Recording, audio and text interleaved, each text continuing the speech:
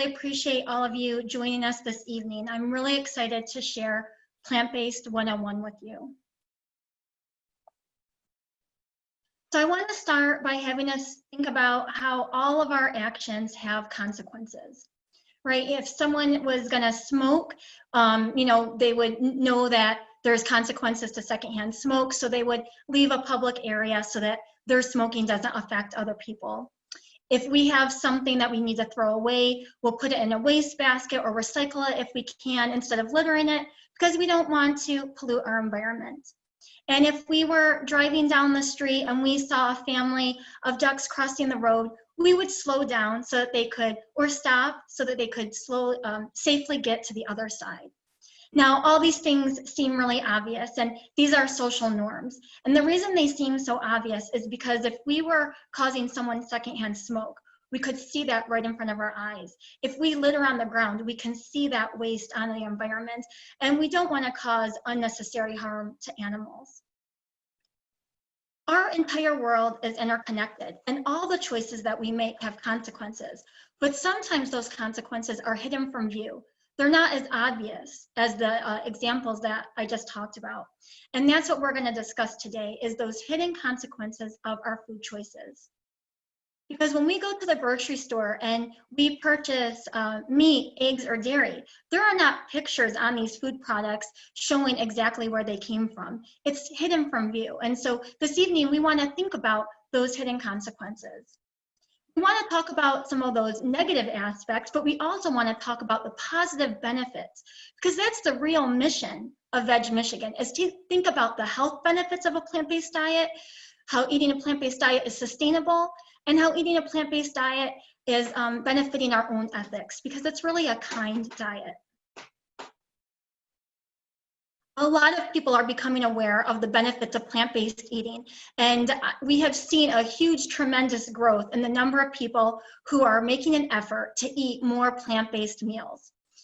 In 2018, The Economist predicted that the following year would be the year of the vegan, and I think this was true. We saw a huge explosion of restaurants that were offering more plant-based meals or vegan options.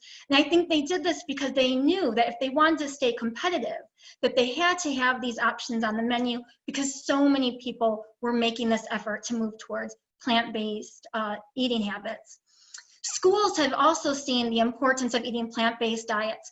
More than 100 school districts have committed to doing meatless Mondays. And I think this is for two reasons. One, we know that as people, we form our eating habits when we are young. And so they want to help to introduce children to plant-based eating options, when they're still forming those habits. And the other reason is because there's so much evidence linking climate change to animal agriculture. And so they want to reduce their carbon footprint by offering these meatless Mondays. We see this explosion of meatless options and plant-based options and vegan options, even at fast food restaurants, places where we don't think we can necessarily get any kind of healthy food, but it is really growing. And also mainstream grocery stores like Costco, Kroger, and Target. And I also want to talk about the popularity of plant-based meals just by showing you how many celebrities have talked about either adding more plant-based meals into their diet or becoming vegan. So each of these celebrities, varies in how many plant-based meals they eat, but they've talked about, that that's something that they are doing, and it just shows how much this is increasing. So I've mentioned the words vegan and plant-based, and I think we hear both these terms a lot, and sometimes we don't know what the differences are. So I just wanted to briefly discuss, which each of these terms mean. So a vegan diet really came out of a philosophy, a vegan lifestyle of people who wanted to reduce harm to animals, and that included the food choices that they made. So a vegan diet is really focused on eliminating eating animal products. Now, there's some people who consider themselves plant-based, and people who consider themselves plant-based might be concerned with the ethics of the food choices they make, and they might also want to, just be healthier. So they're trying to avoid eating animal products.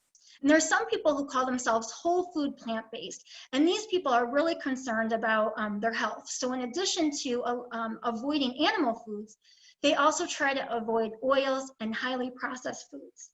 There's some people who might actually call themselves whole foods plant-based vegans because they're totally eliminating all animal foods from their diet, and they're also trying to avoid oil and highly processed foods.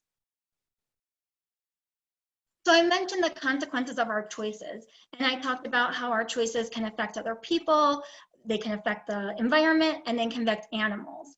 And of course, our own selves are part of this equation. You know, the consequences of our action impact ourselves. And so we also want to think about what are the impacts of our choices on our own selves. So when we think about food, the first consequence that we think about is, how does this food impact our own health?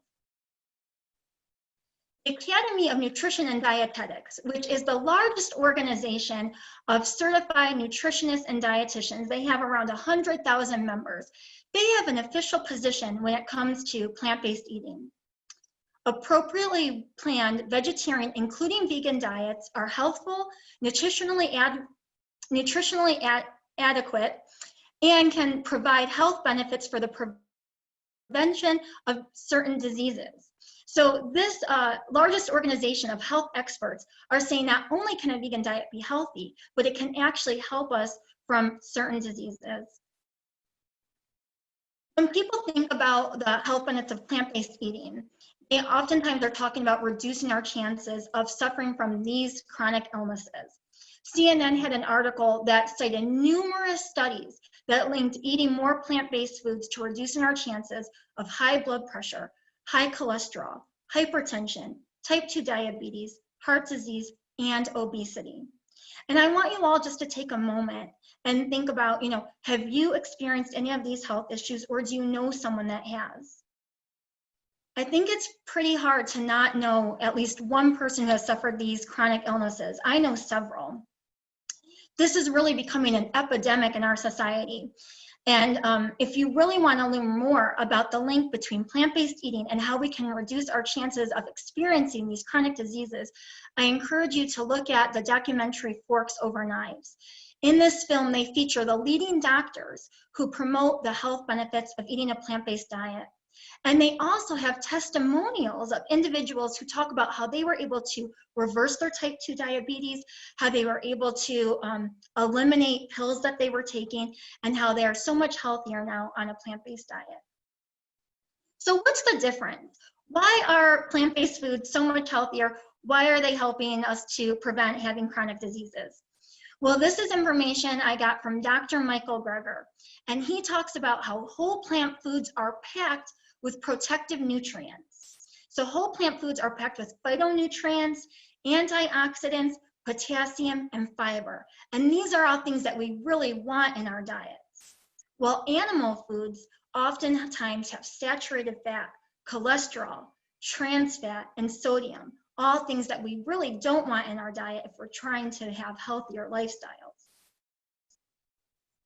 So as someone who's vegan, I often hear people ask, where do I get my blank? You know, they're saying, you're saying that I'm going to not have so much chances of these chronic diseases, but am I going to be able to get all the nutrients that I need? The most common one is protein. So I just wanted to share this with you so that you can see protein, calcium, iron, fiber. We can get all of these things from plant-based sources. Protein in particular, really all foods have protein, but beans and nuts and tofu in particular are really rich in protein. I also wanted to show you this image from the Vegetarian Resource Guide, which helps us to envision that old food pyramid that's really outdated and look at our plates in a whole new way. So as someone wanting to eat a whole food plant-based diet, we really want to think about eating lots of vegetables, fruits, whole grains, nuts and seeds, and mushrooms. But there are a couple things that we have to more consciously get outside of eating those foods, and that is we have to make sure we get our vitamin B12 and we get omega-3 fatty acids. So the way that I get my vitamin B12 is through My Kind Organics, and they have a multivitamin, or they actually have a liquid spray, and you can just do a quick spray in the morning. So that's one way that I get it, and I also get it through nutritional yeast. Nutritional yeast is a deactivated yeast, and it has like a cheesy flavor. So not only can it help you to get your B12, but it can be a nice addition to some of your meals. Now you want to make sure the nutritional yeast you get is fortified with B12, but it can be really nice to sprinkle on your salad, to sprinkle on your vegetables with whole grain pasta, or add to air popped popcorn for a light, healthy snack. When it comes to omega-3 fatty acids, we can get this from walnuts and ground flax seeds. But to make sure that we're getting the full amount of omega-3s that we need, I encourage you to take a supplement. And this supplement that I have on the picture is derived from algae. Now, people who are omnivores, they can get omega-3s from fish. But even when you're omnivores, people usually don't get enough of it. And when they're getting it from fish, they're eating it indirectly because the fish get it from the algae. So when you take the supplement, this supplement derives the omega-3 directly from the algae. So we're getting it directly from the source. A lot of pregnant women pregnant women are often told to avoid eating seafood. So it's often recommended to them to get their omega-3s from this supplement as well. So eating a plant-based diet, not only can we be healthy and we can reduce our chances of chronic diseases, but we can also thrive. So I just wanted to show you that there has been an increase of athletes talking about how they are now adopting plant-based diets, trying to make sure that they're eating a lot more plant foods and avoiding animal foods. And there's athletes in all different sports. I have some football players, a tennis player, a basketball player, a figure skater, a soccer player, and a track and field champion. And each of these athletes have adopted a plant-based diet. And I think we learn a lot from seeing athletes who do that because their whole lifestyle has been about their athleticism and high performance. I also just wanted to share my own personal story. So I've been vegetarian since I was 16, 22 years.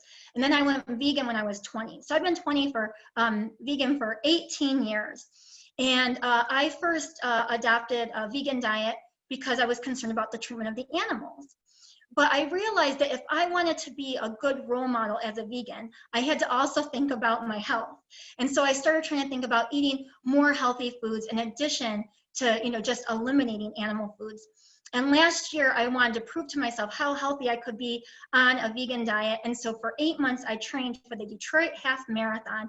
And while I was training, I was the healthiest vegan I ever had been. And I really adopted a whole foods vegan diet during that time because I wanted to improve my running time.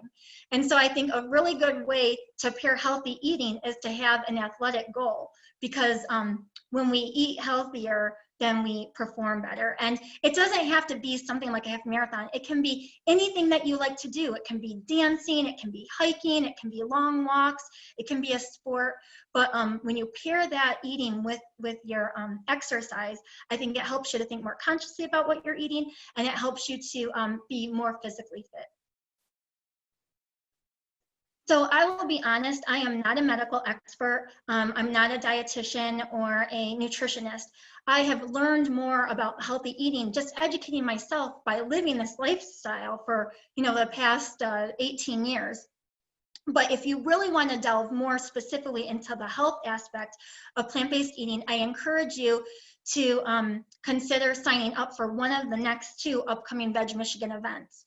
The first one is the Plant Plunge, and this is being offered by Mark and Kim Ramirez, who are Food for Life instructors certified by the Physicians Committee for Responsible Medicine. And they will take you on a once a week for 5 weeks journey, talking about their own journey of reducing the chronic health problems that Mark experienced through a plant-based diet. They will give you recipes and practical tips. So that's a really great event to attend. And the other presentation I wanted to let you know about is from Chantel Singer, and that event is free, and it's just an hour long on October 13th, but she's a registered dietitian nutritionist, so she's really gonna delve deep into our food choices and how to make sure that you can really do that well-planned vegan diet that the Academy of Nutrition and Dietetics recommends.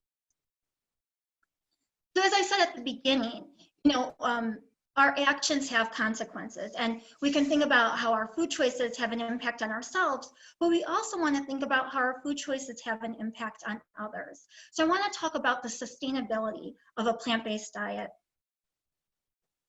So when we think of a farm, a lot of times we picture this red barn, this idyllic image of animals, you know, walking around on the grass. But unfortunately, that is not how most farms are today. 99% of all the meat, eggs, and dairy sold in the United States comes from a farm like this. Where are the animals? They're inside those concrete buildings. And that's why a lot of people refer to these concentrated animal feeding operations as factory farms, because they really look like factories.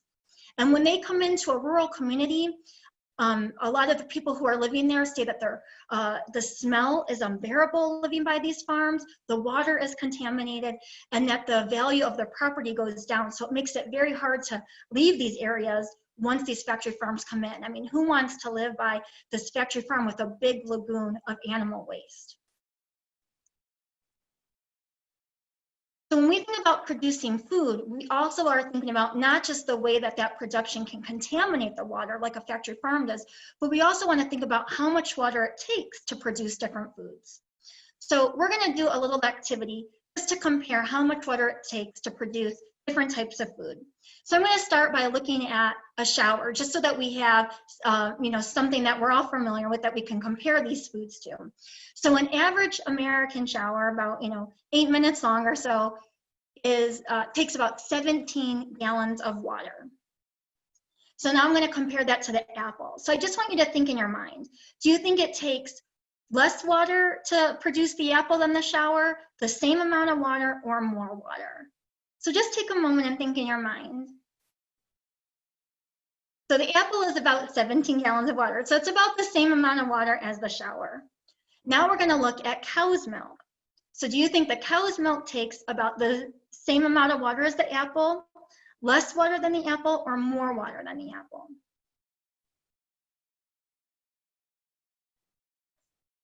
So a glass of cow's milk takes about 54 gallons of water. And the last thing that we're going to look at is, I have a whole burger picture there, but we're really talking about how much water it takes to produce that one beef patty. So do you think the beef patty takes the same, more, or less than the cow's milk? I think you can see a pattern here. 630 gallons of water. So producing beef is one of the most resource-intense foods to produce out of almost all foods that that we produce. And to illustrate this, illustrate this in another way, I want to show you this chart. And this is water use per pound.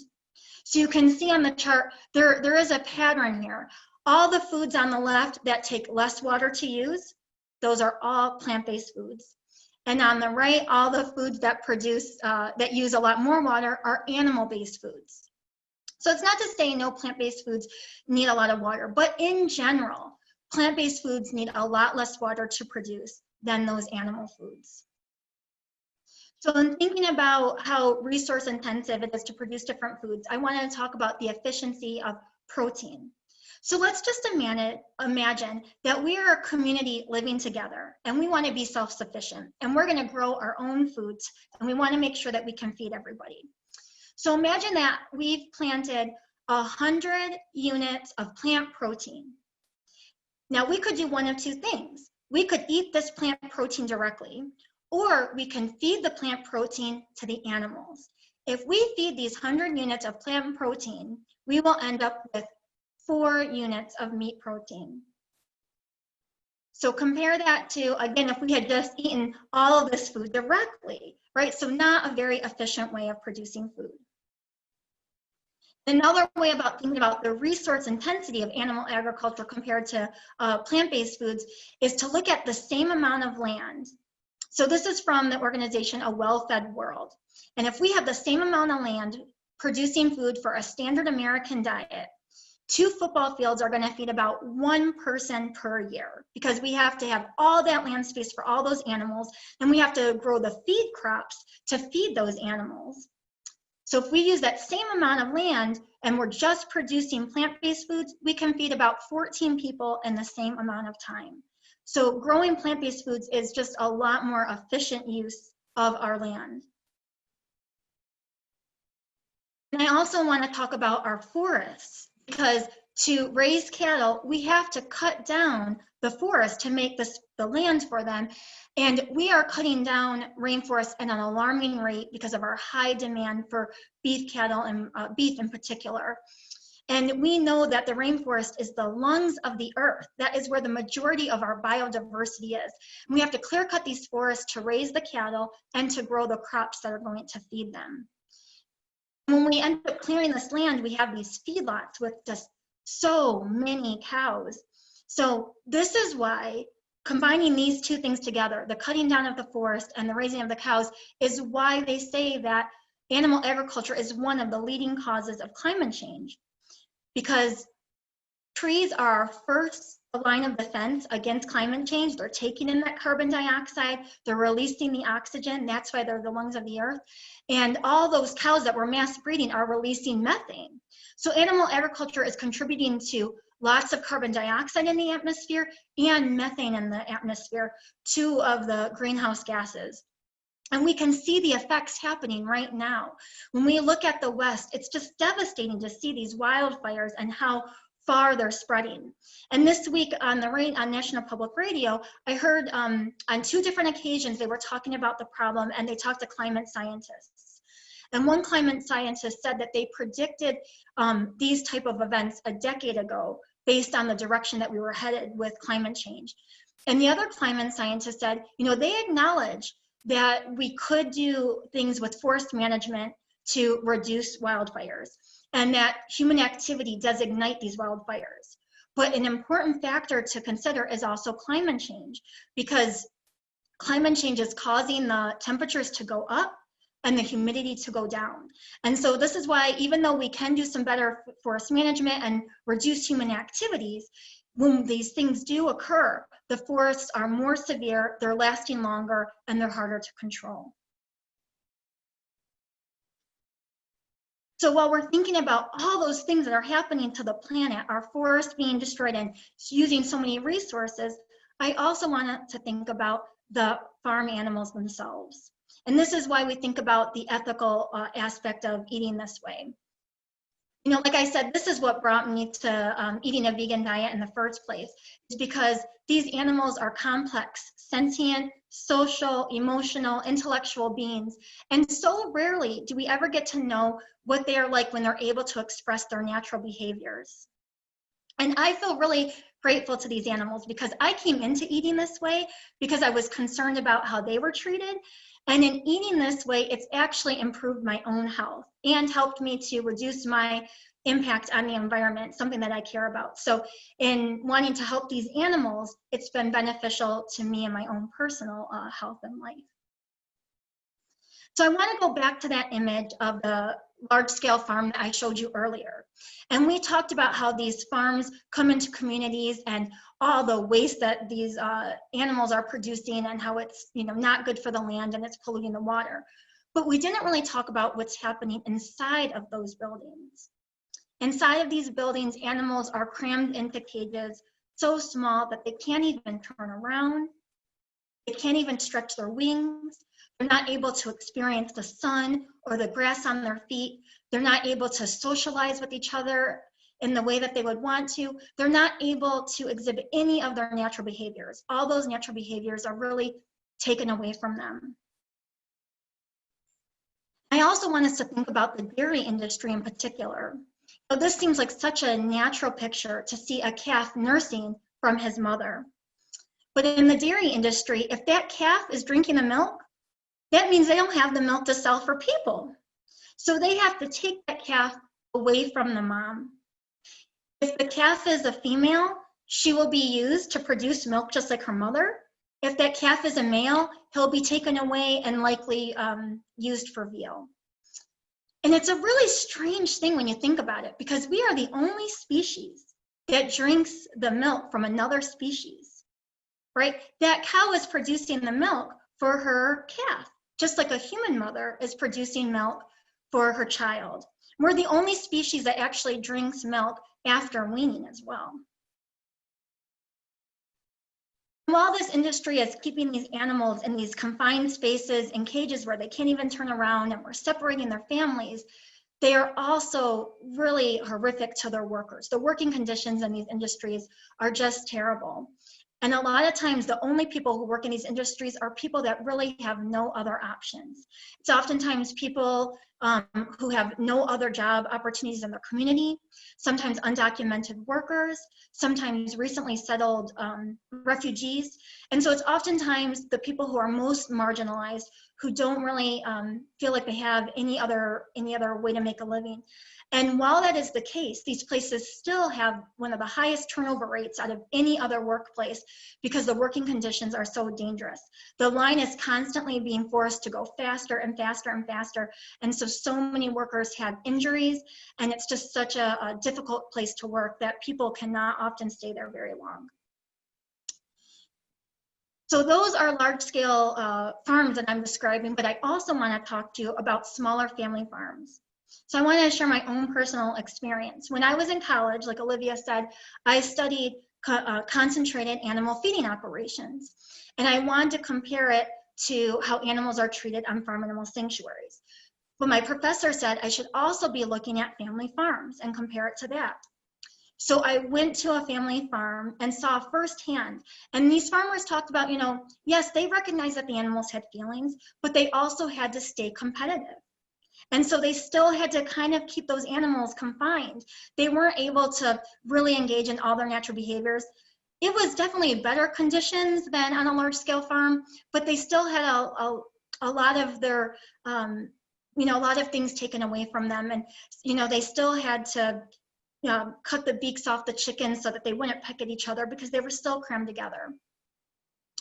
So when these chickens were large enough, they were actually killed for meat right on site because they actually had a slaughterhouse there, which is pretty rare. And I went inside the slaughterhouse and I saw, when I looked up, these metal shackles that are just very similar to what's used in a large scale farm. It was just a smaller version. And I saw that this is where, when those chickens that I had just seen, when they were big enough to be used for meat, they would be hung up upside down while they were still alive, and then they would go through this mechanized process of being killed to be used for meat. And I would not even want to go into the details because it's just so graphic, but that image has stayed with me, just seeing the machinery. In downtown Detroit, there is a slaughterhouse, and so I have been there a couple times late in the night when these trucks have driven for miles and miles with animals crammed inside. And this particular slaughterhouse kills sheep. And these sheep are crammed in so tightly that they will walk on each other. They will, they're stepping on each other, and they're crying and they're confused and they're scared.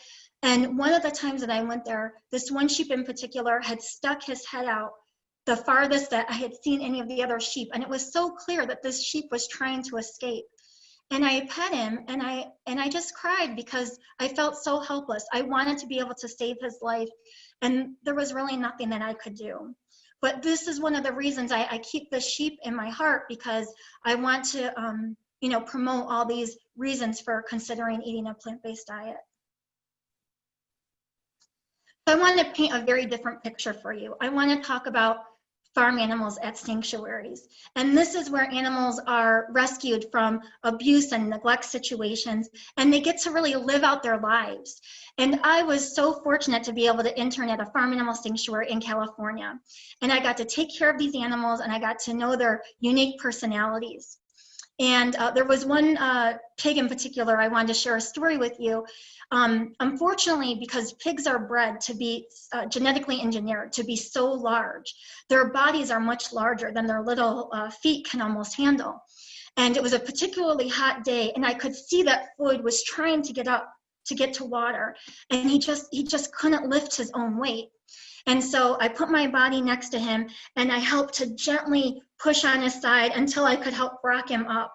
And then I brought the water to him, and he drank the water as fast as he could. And every time that I went to the pig barn after that and I said, "Hi, Floyd," he would come running over to me the best he could, wagging his tail, because pigs can actually learn their names when they're given the opportunity. And they can remember people as well. And that's just one of many stories that I have of the relationships that I got to form with these animals. These farm animals, they're really not that different than our dogs and cats that we know at home. The only difference is dogs and cats we get to spend time with and we really get to know them. Whereas farm animals, we rarely get to really know them or spend time with them. So I wanted to show you some images of farm animals being able to express their natural behaviors. And I just think, you know, compare these images to those images in the cages. I know I didn't stay on them very long, but how did you feel seeing those animals in the cages comparing to seeing these images?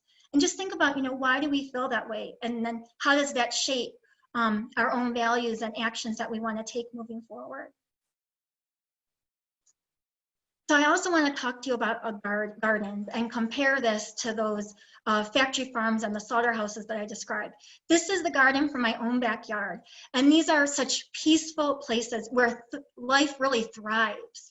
And I spent a lot of summers, especially, you know, during this COVID time where we couldn't go a lot of places, I would just sit in my patio in the, you know, summer nights and enjoy watching the garden and the pollinators come, and what a beautiful place it was. And what a beautiful thing it is to go out to my garden and pick a cucumber and a tomato and some leaves of kale and have a really nutritious meal and to know exactly where it came from.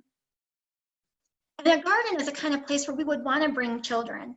I was really lucky when I've had the opportunity as a humane educator to bring students to farm animal sanctuaries where they get to know animals. And I've also gotten to take students to community gardens and rooftop gardens, and they can see the beauty of the soil and things growing. And I'll tell you, young people, they might kind of say, oh, I don't know about vegetables, but when they get to harvest them themselves, they are really excited to eat them. I saw my students picking carrots and they were like, when can we eat them? When can we eat them? So if young people get to know more about where their food comes from, I think they can be really excited about plant-based foods. So you might be thinking, you know, I hear what you're saying about, you know, the consequence of our choices and the benefits to eating plant-based. It's good for our health, it's good for the environment, it's kind to animals, it's kind to workers, but how do I get started, right? A lot of times we know the why, but we think, how do I get started? And I want you to know it's easier than you think. So if you like drinking cow's milk, there are so many amazing non-dairy milks available to you, and they're just, I can't believe what they're able to make milk out of these days. So I really encourage you, try different kinds and see which ones you really enjoy. And there are amazing plant-based meat options as well. Now, a lot of people refer to these as transition foods because we know they are not the healthiest plant-based food options, but they taste really good. I consider them comfort foods. Now, for me, like I said, I've been vegan a really long time, and I still eat these foods, but I call them sometimes foods, right? I know that I want the majority of my diet to be lots of vegetables and dark leafy greens and whole grains and fruits and mushrooms and nuts and seeds, but I like to eat these too. And making these choices compared to the meat counterparts, we know that we're not supporting that harm to animals and reducing our impact on the environment. And pretty much any food you can think of, there are vegan versions of it now. So we have all different cheeses, we have egg replacements, we have non-dairy butters, and we have ice cream too. And I wanted to let you know, if you want some healthier versions of plant-based ice cream, I encourage you to subscribe to the VegMichigan YouTube page, because Olivia has made some amazing plant-based ice creams, and they're wonderful recipes and all different flavors. So I think one of the easiest ways to start is to think about things that we're eating that are already plant-based or just need small little tweaks that we can veganize. So just take a conventional pancake recipe and you can easily swap out the cow's milk for a non-dairy milk. You can swap out the egg for a mashed up banana, and you can have really great fluffy pancakes. Think of a beef burrito and just swap out the beef for vegetables and beans. If you like chicken stir fry, you can just swap out the chicken for more vegetables, or you can use a plant-based chicken like Gardein strips. So you can still have those familiar flavors, but you can have the plant-based versions of them. So I just want to show you some images. Some of these are more comfort foods, like the vegan pancakes and the plant-based sausage, and then some are more whole foods options, like the non-dairy yogurt and the seeds and the fruit. And I just want to show you the variety. Because I did a talk once, and afterwards, one of the participants said, I really appreciate the talk, and I want to eat plant-based, but I just picture eating these same raw vegetables on my plate every single day. And so I thought it's really important that we show the diversity of meals that we can eat. I eat different foods all the time.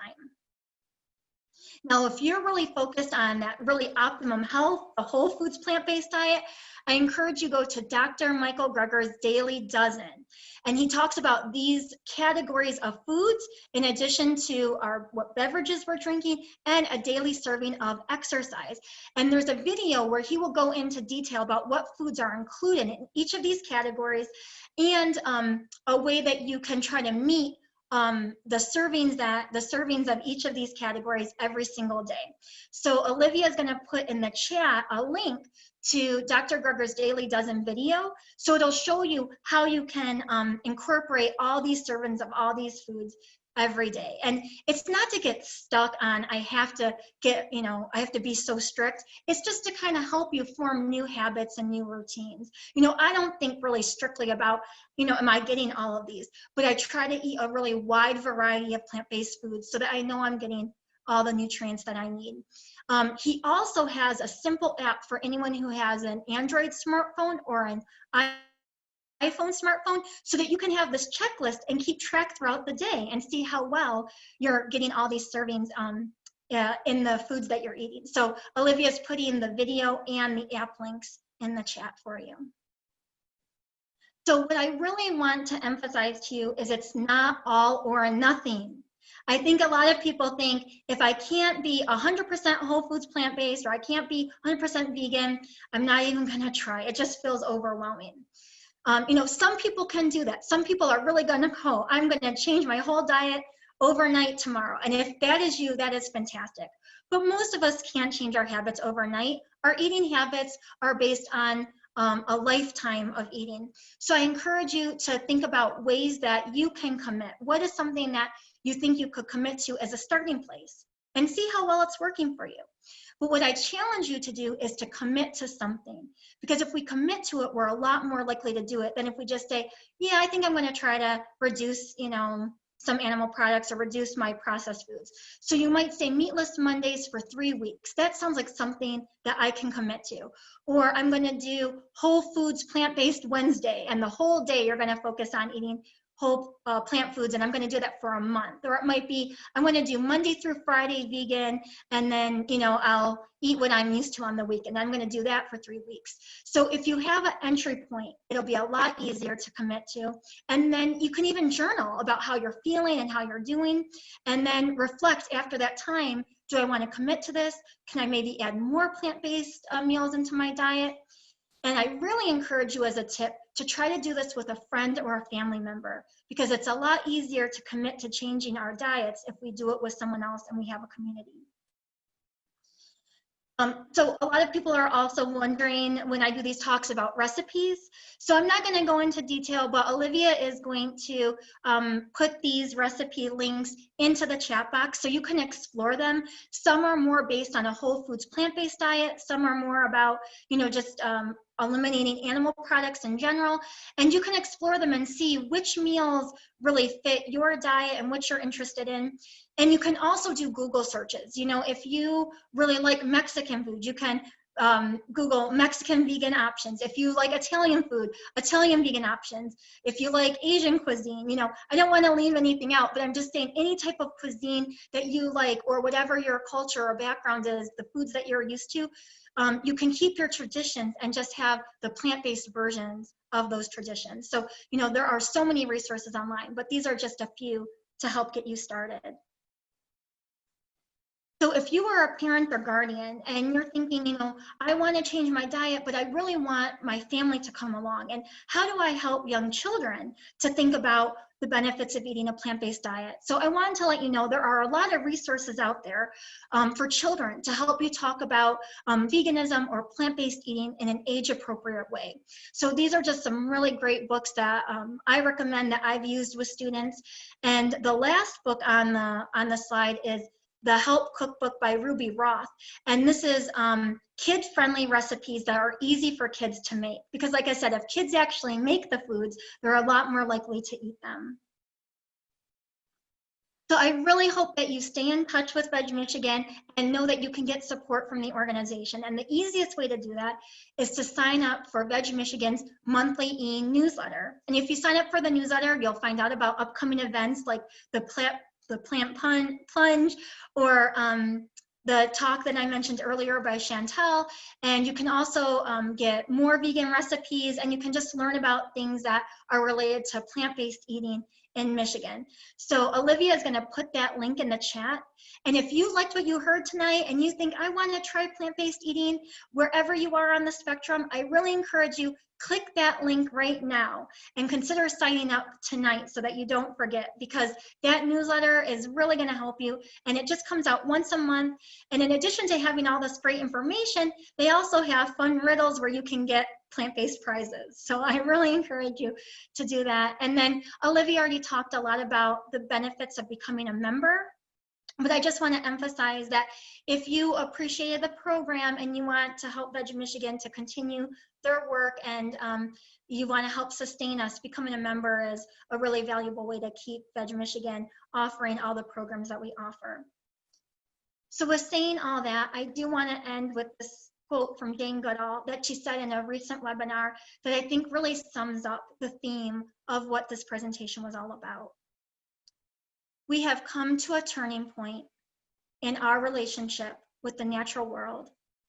Scientists warn that to avoid future crisis, we must drastically change our diets and move to plant-rich foods for the sake of the animals, planet, and the health of our children.